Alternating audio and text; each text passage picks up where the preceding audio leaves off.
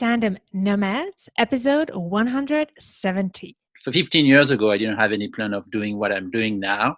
Was not necessarily what I dreamed of when I was younger or anything like that. So it was really the fact that we moved, the fact that I had different opportunities, and I tried to see these opportunities.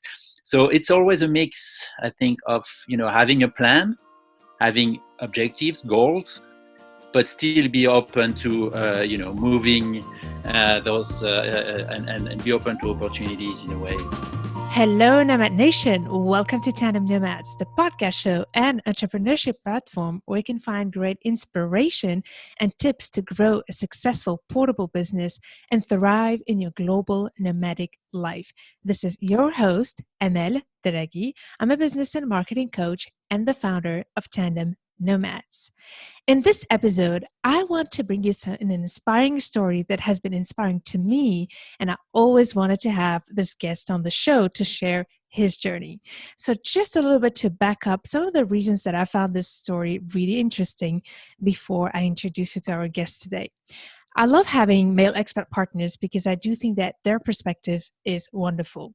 And I tend also to have a great guest here who have thought of building a portable business that is quite unique, and having different ideas can maybe as well inspire you. But on top of that, our guests today have managed to create a very successful media in a very specific niche and attract an amazing audience. And I will be looking forward to his tips on how he did that. So Emmanuel, are you ready for this ride? I am ready. Fabulous. Nomad Nation, let me tell you a few information about Emmanuel. So Emmanuel Saint-Martin is an author, French journalist, New York correspondent for the news channel France 24, and founder of the first medium for French expats in the US. In 2007, shortly after he moved to New York for his wise career opportunity at the United Nations headquarters, Emmanuel founded French Morning, a web magazine for the French American community. Since then, French Morning Magazine has become French Morning Media Group with several brands under its belt and 6 magazine editions in the United States: New York, Washington, D.C., Miami, Texas, Los Angeles. And on top of that, he also developed the London edition, the Montreal edition in Canada, and there's more to come in the near future. What a journey, Emmanuel. How does it feel when you hear that?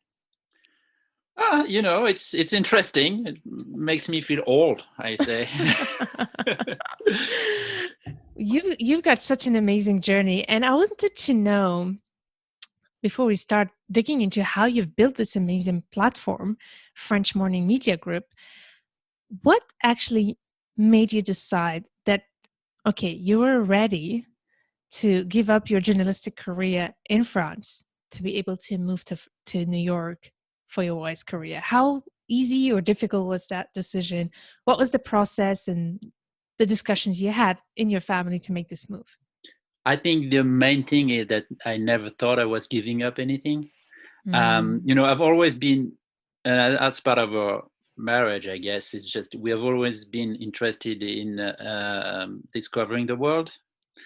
She works, of course, my wife, in a very international environment. She was a diplomat and she works at the UN. And I've always been very interested in the world, and I cover the world for the French magazine I was writing for before, a long time ago now, before we came to the US. And the plan, even it was not really, I don't think it was really, said that way, but I think the plan for both of us was that if we could live abroad, we would seize that opportunity, and the first one who could do it would then lead the way for the other one. And we almost did it for my job, but then it didn't happen. And then it happened with Florence, who got an opportunity with the French Foreign Ministry at the time, and as a French diplomat in New York to the French mission to the UN. And that was it. It was a great opportunity for us to come live in New York. And when you are a journalist, even if you're not an entrepreneur, which I became later, but just as a journalist, it's one of those jobs where you can that you can really do anywhere in the world, and especially, I mean, not anywhere, but especially in a city like New York, where there is a lot of interest, there is always something to cover. So I'm not saying it's necessarily easy, because I had a great job in Paris, one of the best. When you want to cover foreign news, I was one of the best magazine at the time for that. So I did quit that for sure, but I didn't quit my career. I didn't quit my job, and I knew I would be able to do something else. And it was also great. I was much younger then, obviously, and I was at an age where mid 30s, beginning of 30s, where you start to see that you need to move and then not get complacent in a way. So that was also a great opportunity at that time. I love that. You were in the mindset of growth, basically, when you made this decision with Yeah. your spouse. What's interesting is that just before this episode, we have an episode with an author of a book called Couples That Work.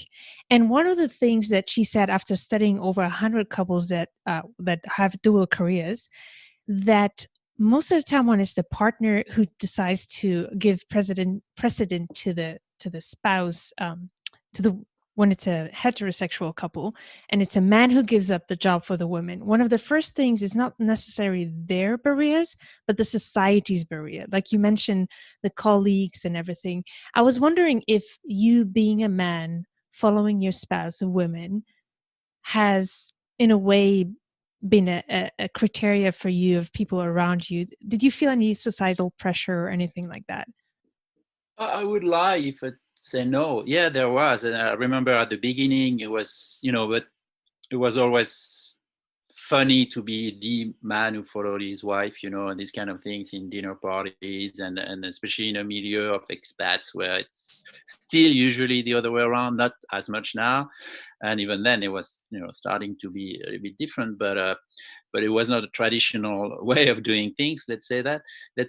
So yes, it was, but I didn't, it was not an obstacle in any way, or like something that was really difficult to live with. It's just like, that's for sure. That's people were, talking about it and looking at it in a particular way. But at the same time, I had a lot of friends who were, women who followed their husbands, and they were always telling me, "Oh, when you say you follow your wife, everybody's like, wow, that's fantastic, it's great." And I followed my husband, and nobody's saying anything. so even in that regard, it's just like it's not really, it's not a big deal. And I never again, I don't think I looked at it that way. It was just like, what was more difficult was like, you have to reinvent yourself. And obviously, because and New York for that is great, but it's also a challenge in some way, because there's so many opportunities that you can get lost in it in a way. Yeah. So that was more my challenge at the time, rather than being a man or anything like that. Oh, that's a perfect segue, because that's exactly what I wanted to ask you. So once you came here, what has happened for you? How was it like? It was great. We had a life of expats. So basically, okay, financially and these kind of things. And we had two young kids. I had more time than I used to spend time with them, because I was traveling a lot before. We were both traveling a lot before, so we always were like juggling with schedules and everything. So it was a little bit easier that way.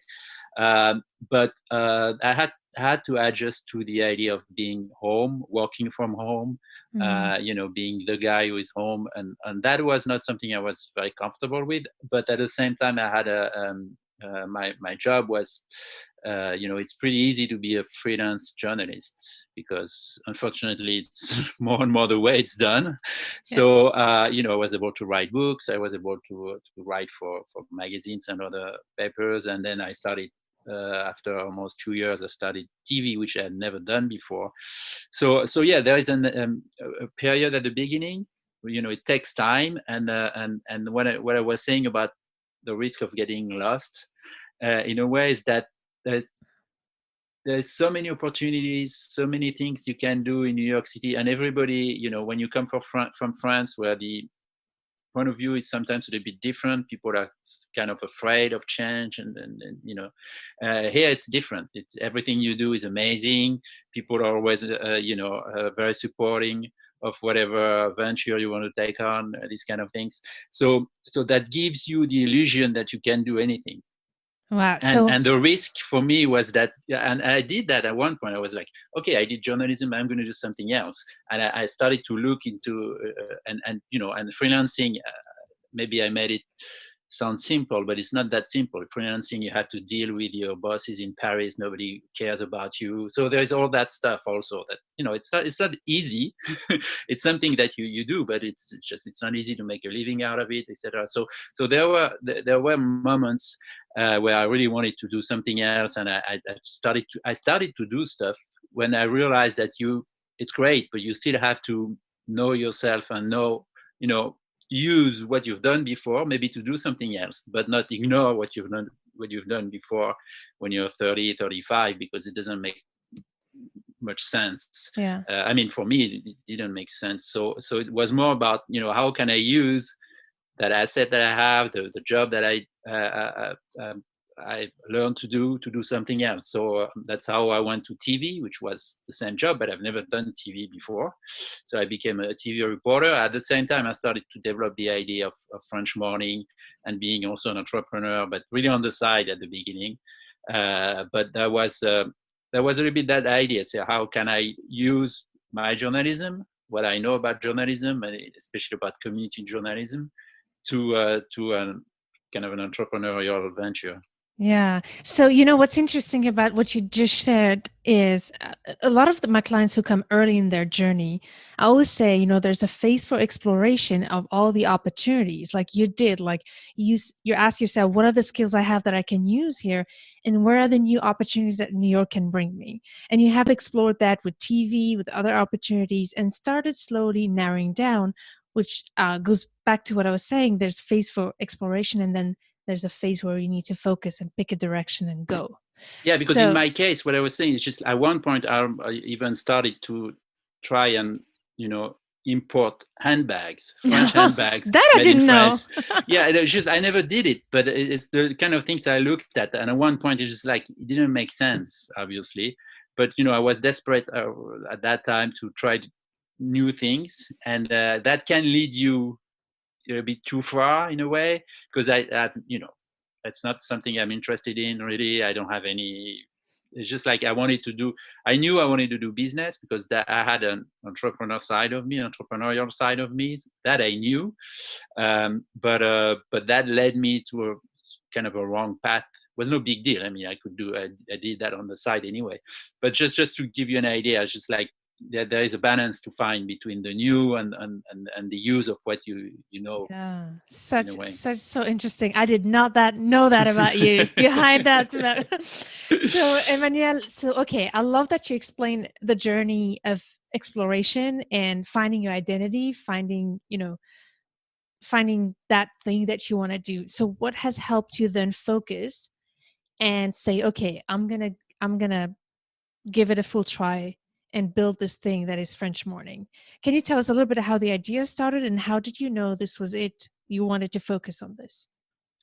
So it was really, it took time. When I said time, it took years.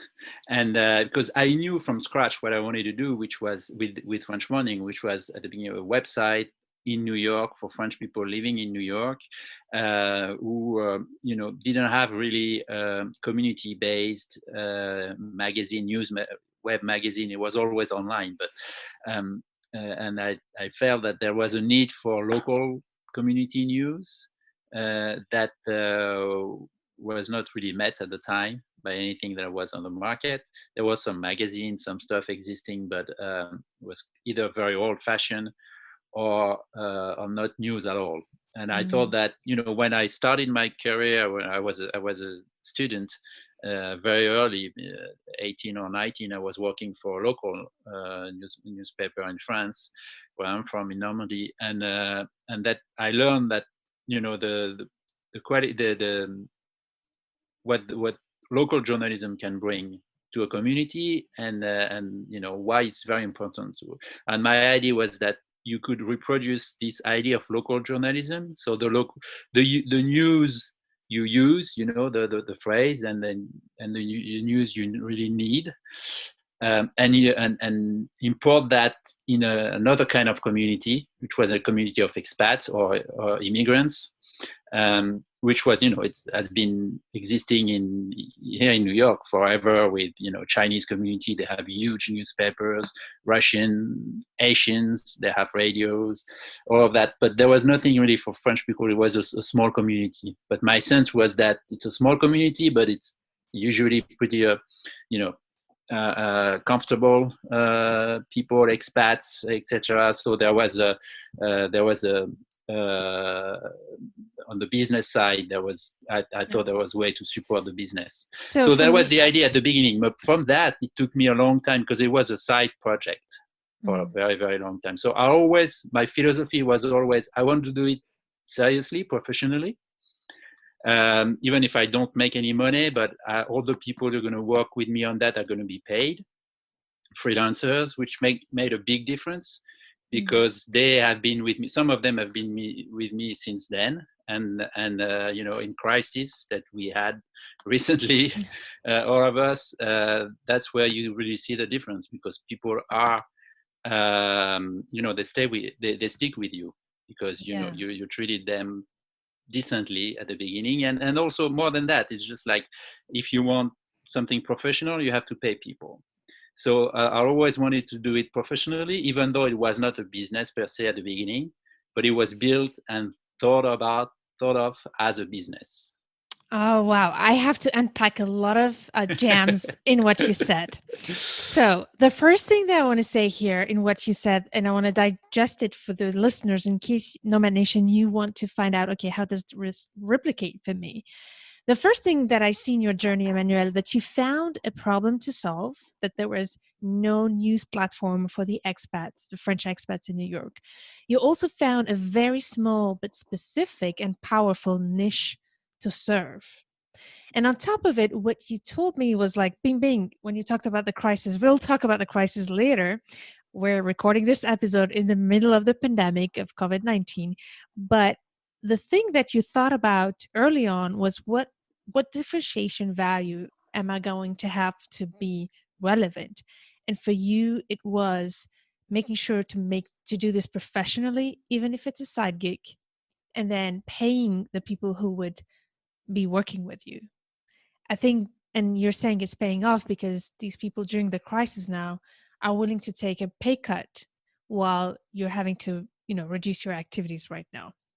So this is huge. And it reminds me of my own journey of having a sidekick. And that's also for all of you listeners, is that you can start a business without taking too many risks by having your job or whatever activity that you want to focus on. Or even if you're a mom, for example, or a stay-at-home dad, and you don't have the full time to be able to develop a full-fledged business, thinking of developing something on the side and building up over the years so that you can be where you are now, Emmanuel, with this big platform and this huge media. You build it slowly by slowly, step by step, which is something really remarkable in times where people are becoming so impatient about getting results. And everybody, a lot of my clients will come to me and say, hey, it's not picking up, and they had just started like a month ago. So so tell me about the patience you had to build. How did you be able to? But actually, in my case, it was not a choice. It was just like I had this full-time job with the TV. I was at the beginning, it was kind of the beginning. So I was really involved in that. It was a freelance thing, but actually I was doing it full-time, and it was, very long hours because of the time difference with France and everything. So I don't have that much time left for French Morning, but I started it. So I wanted to do it. And I have, my psychology and mentality is that, when I start something, I want to see it through, even if it takes a long time. And but that's, I think, my only quality is that it's commitment and perseverance. And really the idea, I think, was that it was going to be slow, but it was also a blessing in my case, because when you try to install a media, even a niche media, you need time. and you need a long time. You need, because people don't change their habits of news consumption that easily. You don't necessarily have something to sell them or give them that they knew they wanted. You have to convince them they want it, so it takes a long time. On the business side, you have to find the advertisers. We are advertising based and also event based, but in terms of revenues, but it's mainly advertising. And the same thing, we were building a niche that was not really existing. There was something, but since then much more people appeared on that niche. But a lot of the advertisers we were talking to 15 years ago, where not 15 but 12 years ago, we actually had to convince them that it was great to be online rather than on print, because they were all on print. It was only 12 years ago. I mean, we were already talking about the print dying then, but in that specific niche, people were not there yet. So all of that takes a long time. If I had started it, and if I had, I did it without any money, which you can do online. But if instead of taking like 5-6 years to really start it, I had, raised $1 million, I'm not sure I would have been able to do it, because there is a time. I mean, that's specific to my business and my industry, but there is something that's you cannot compress. I could have been, instead of 5 years, maybe I could have done it in 2 years, but you have to be ready either to spend a lot of time without being paid, or to lose a lot of money for many years, because of just that it takes time to build a brand in this area and this industry. So that was in that way, the fact that just it was not a choice again, it was just I had something other things to do, and it was something I was doing on the side. But it was a blessing in many ways, up to the point where it became the opposite, and I had to make a choice. But for the first few years, or 5 years maybe, it was actually great. Yeah. So real quick about two things that you said. Like, I really believe that growth is about resources. You either have time or you have money. If you have money to invest in going crazy in advertising, reaching out, then you can do it faster. But if you don't have the money, then you have the time. And I think that's what the choice you made as well.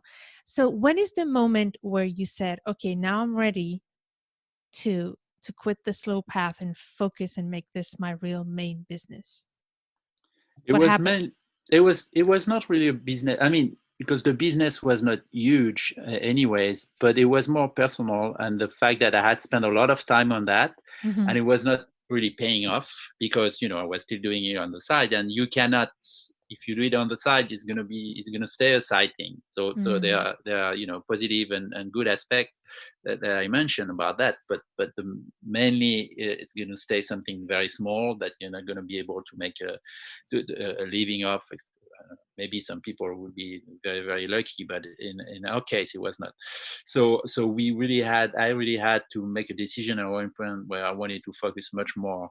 So I did it gradually. I did less and less TV, and I spent more and more time, and then I started to hire people to really invest. I raised a little bit of money, not too much, and then I hired more and more people, and then it's still not huge. It's still a very small venture, but we've grown. Once we decided that, which was like maybe 5-6 years ago, the first 4 years we did times 5, I think, in terms of the revenue and the size of the company and everything, and then until the point where we reached a plateau, because the niche is what it is, and it's going to be more difficult to stay just for the US, which we were at the time. But yeah, it was really gradually that we did that. That's fascinating. So I love that you talked about this gradual thing, and that at some point your niche has you have exhausted your possibility of that niche, and that's when you expanded. So talking about that, I just want to give some numbers so that our listeners have a little bit of an idea of what that expansion looks like today. So French Morning today has passed over 6 million unique visitors and attracts on a regular basis 500 100,000 readers per month. And one element for me that means even more than these great figures is that 65% are return visitors. So, what was the secret to get there? Um, it's. I think it's. I hope it's the content we do, because I'm a journalist, so I believe in that. And it's just having, it's nothing fancy or anything like, but it's just content people need, and community content, which is a mix. It's really a mix of things. It's really practical content. How you do to get your green card or your visa or these kind of things.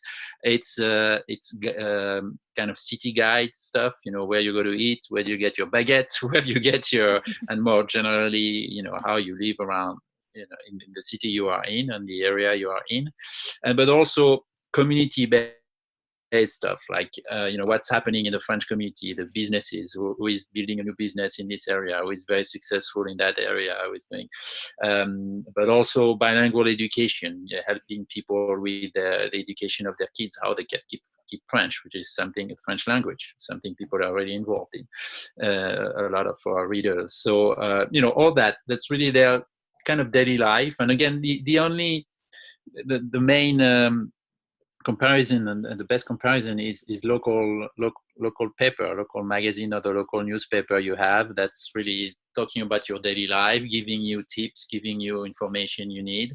And even in the time, for those local newspaper, digital is tough, but for us actually digital was a plus, because it would have made sense 20 years ago to do a paper for this. It was impossible, because that it's a niche and it's a community, but it's spread over at least an entire country. A huge one. yeah. So and now several countries in our case. But we still have this. We're creating this community, and it would haven't been possible without the digital. Yeah. So in our case, it was a plus. I think there's two things here. The fact that you were ahead of your time by thinking about the digital medium, and that also helps you build your business in a portable way. Tomorrow you need to move, you can still continue to work on this business. But on top of it, you said community. And I think this is a huge component of your success. And I see it when I go to your events, when I talk to your readers. There is a French morning community. And let's not forget as well the team that you have that is so, I find like they're just very good ambassadors of the brand as well when they're in contact with the community. Is there any tips you can share about how you managed to build that relationship and build that community? I don't know if it's but the thing is that community is our business. That it's not like we sell something to a community, and it's just like building that community and building that relation with that community is our business. That's what we sell to our advertisers. We don't sell them, thousands of views and stuff like that, because it doesn't make sense. If we do that, now we're starting to get to a point where we can make a little bit of money from like YouTube advertising. We have a big following on YouTube, so we're now able to get, a few $1,000s a month, but it's not financing the business. So what's financing the business is really the relationship we have, and what they call, in the lingo of the industry, the share of voice that we sell to the advertisers.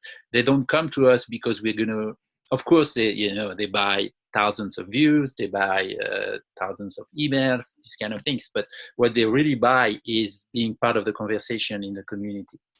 And that means that's the only reason why we have some success, is that we are part of the conversation, and people have the feeling that when they are a French person living in the US, French morning in a way is just part of their life in that way. It's a little bit you can live without it, obviously, but that's the way the people who like us and are really engaged followers and engaged readers, that's the way they see us. They see us part of something that gives us them useful tips, but also a sense of community where they can see stories and read stories about other French people who do amazing things in the US, and also that's how we came also to add the event business that we have, which is, it's not an event, we are not organizing events for anyone else. We do French morning events, and the people like it because it's a way for them to of course, get into contact and get connected to other people from the community, but also other people from outside that community interested in that community. So, because we have another brand that we created that's called Frenchly.us, which is for American people interested in France. It's much more lifestyle and about, things to do in France and lifestyle, etc. The events we do usually really connect those two communities, the French expats and the Francophiles, in a way. So that's and the events now are like 25% of our business, but it's a very, very important part of connecting with the community, and even if people don't come to all of our events, obviously, but they know they're here, and it's also that's how we built. It was a great part of building our identity. Yeah, it was huge. And I can say that as a consumer of French morning myself, on top of, I think one of the key, I would say, for me to be interested in French morning was the relevance of the content and the feeling that you knew exactly what are our needs. Like you listen to what the audience, and the titles are always spot on, the topics are always spot on and accurate. And as you said, it's the quality of the content as well as featuring people from the community, creating that sense of community on top of it with the events, which led to, you were saying about the percentage, 25% of your revenue comes from the events you organize. They're also a great way to bring the community together. Could you tell us the range? I know that the basic of your revenue stream is advertising, but can you break it down for us a little bit to have an idea of all the different revenue streams you have? We actually have two. It's advertising 75% and event 25. Those are numbers for the US. For Canada and the UK, it's different because we're new there, so we have less from events. But in the US, it's around that. It fluctuates depending on the years and everything. But the events is. 2/3 of the event revenues are actually sponsorships. So it's kind of advertising too. It's not direct revenue from the events, from the people who come, and even we sell tickets for some of them. Some of them are free, but it's mainly advertising, or people who for when we have some events that are like fairs or exhibitions, then it's selling booth tables to those businesses and vendors. But so it's mainly a B2B business in terms of the revenue stream.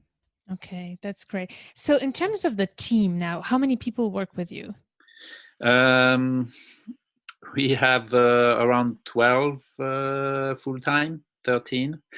And we have 15, depending on the month, but around 15 freelancers that are a mix of journalists and salespeople for advertising and a bit of marketing. Wow. So you've been talking about the importance of the team that has allowed you to grow as well. So what are your secrets to be able to make the team, on top of paying them well and paying them? I didn't say well. I didn't say well. It's journalism. That's true. So it's journalism. That's true.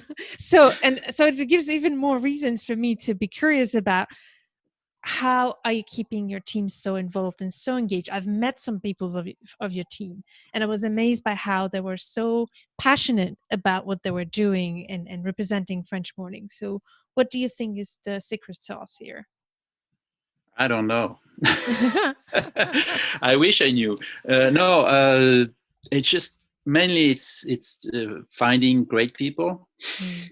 So being lucky, I guess, and trying to make sure that the people you hire believe in what you do in a way or another. We don't have to believe in the same things or the same way of doing things or all that stuff, but that's the great advantage of being in the news area, even if but people can kind of easily take pride, get pride of what they do, because they go to a dinner party where they don't know anyone and everybody knows French morning. And it makes you feel good in a way. So that's why this area and industry is it's so interesting.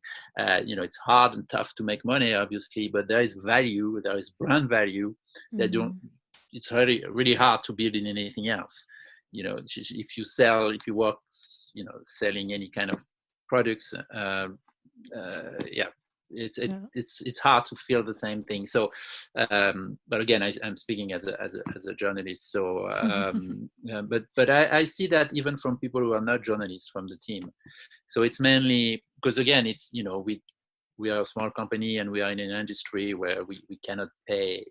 Especially living in New York, for the part of the team who is in New York, it's tough because it's they don't get the same kind of money if they were working in many other industries in finance or anything in New York. So they have to find other ways, other reasons to be there, and I think we are lucky that they are able to have this sense, and over time it's not easy, and I'm not sure we succeed all the time doing that, but trying to find ways to that people believe in the product and the goal in a way, and also have faith in a way in the way you do things and believe in you. And when there are it's not always easy. Again, you can have disappointments and setbacks, like in any other business.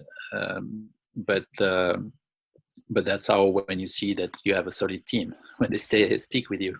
I love how honest you are about all of this, and how transparent you are, because I think that's the value as well of your success and how you got to where you are today. So the final part for me of your expansion is that at some point you were like, okay, I need funding now to be able to grow and go beyond the United States. You're in London, you're in Canada, and you hope to go other places as well. So what can you share with us about the round of funding you did, and how did that idea came up, and how did you manage to do that funding? I don't know if I did it the best way, but two things. First of all, we are a small company, and there is we are on such a small niche that it's really hard for us to get interest from VC and this kind of people who want like 10, 100 times return on investment and these kind of things. Because I knew, and I'm ambitious and everything, but I know what the limits of the niche are, and except if we transform everything from the business and do it something else, I know that there are limitations. So I've tried, and I've tried, talking to people, VC or even individual investors, but who had the same philosophy. And I found a few, but it was not the best way to do. So when I decided to continue to grow, 3 years ago, continue to grow, we had to go internationally and try to become the French morning, not for only the French people living in the US, but all over the world. We did that by doing equity crowdfunding. Which is specific to the US in a way. I think it does exist in Europe too, but you can it's like crowdfunding, but you give equity, you give shares of the company to the people who invest. So we raised modest amount, $300,000, but that was great because it allowed us to start Montreal and London at the time, and also it showed that we had, again, a following, and we had a community, because obviously it's people from the community, and from people invested from $100 to the biggest investment through that avenue was $50,000. Okay, and someone who was just a reader, I didn't know him. Wow. And obviously he had the means to do it, But one day, he took his credit card and he put 50K on because he liked what we were doing. Someone who had been in the country for a long time, and he told me, you're kind of my only link to France now. I don't read the French papers. I don't. So it was emotional rather than, and but all these, you still want to do. It's a business decision though for them, even if there are, emotional reasons for them to do it. They still look at your numbers and they want returns at one point, and it's not a regular investment for them, but it's still an investment. So, but it's, for us, it was great. And also the great thing with crowdfunding works if you have the community, if you have the audience, and that's what we have. So we really were able to use that, to leverage that. There are platforms to do that, to help you, and you have to go through those platforms. Which one did you use? Microventures. Okay, Microventures. We'll put that nomination in the show notes of this episode. Yeah. No, it's great. It's but again, I recommend it only if you have an audience or are able to leverage an audience, because they are not going to do the work for you. Of course. You have a few people who follow them and put like $500 in everything or everything they like on the platform as a investment strategy, very long term for them. But it's going to give you like a tiny portion of what you need. The rest is people from your community, like any crowdfunding. Yeah, exactly. And it goes back again to the value of the relationship you've built with your audience and the community. That's all about it. So as much as humble you've been the whole way about how you've been successful at what you do, and we shared a lot of ways you've been, and I think the relationship part is the biggest part. And but if you had to do something differently, what would it be? I'd be more ambitious from scratch, but that means it would be totally different.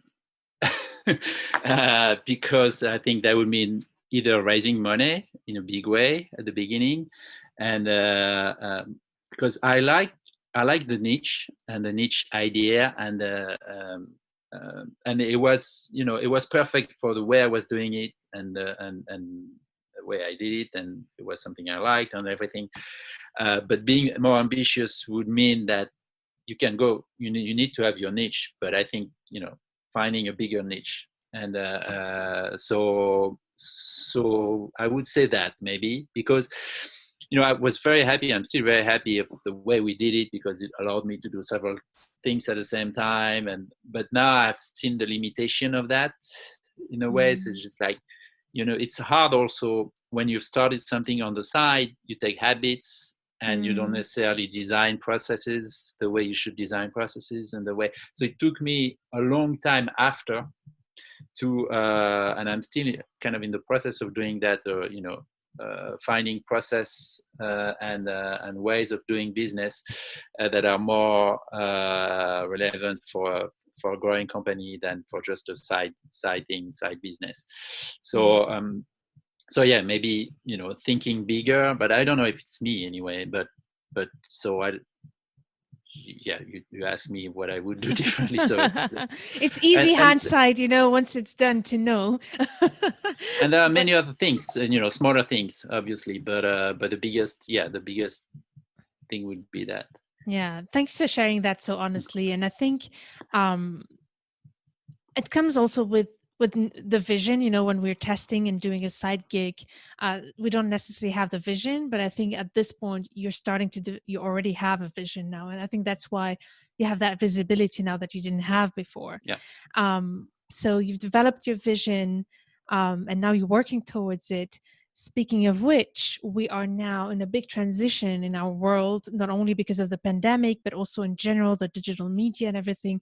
I'm curious to know, to end and close this episode, what is the future for you like? What are the things you're thinking about to either expand your revenue streams, or what are the avenues you're exploring right now for you to take this to the next level?